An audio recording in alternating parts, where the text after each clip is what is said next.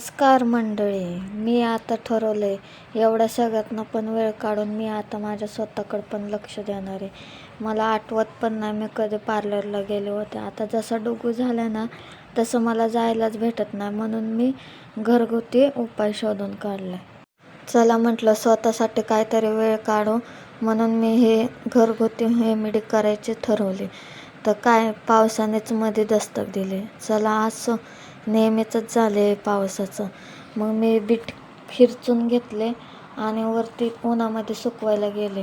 उन्हात 2 दिवस चांगले सुकवले आणि नाही का मिक्सरच्या भांड्यात बारीक करून घेतलं. मग जेवढं आपल्याला लागतं तेवढे एक बाउलमध्ये घ्यायचं, त्याच्यामध्ये 2 चमचे दूध टाकून हलवून घ्यायचं आणि मग ते लेप आपल्या चेहऱ्याला लावायचं, अप्लाय करायचं.